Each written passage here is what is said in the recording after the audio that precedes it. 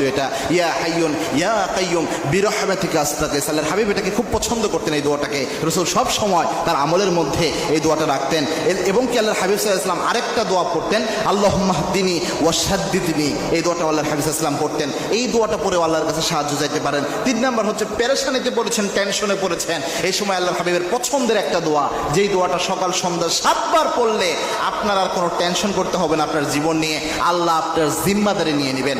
এবং কি আল্লাহর হাবিব সাল্লাল্লাহু আলাইহি ওয়াসাল্লাম জানিয়েছেন, কোনো ব্যক্তি যদি 7 বার সকালে 7 বার সন্ধ্যায় পড়তে পারে, হাসবি আল্লাহু লা ইলাহা ইল্লা হুয়া আলাইহি তাওয়াক্কালতু ওয়া হুয়া রাব্বুল আরশিল আযীম, এই দোয়াটা পড়লে আল্লাহর হাবিব সাল্লাল্লাহু আলাইহি ওয়াসাল্লাম জানিয়েছেন ওই ব্যক্তির কোনো পেরেশানি নাই, টেনশন নাই।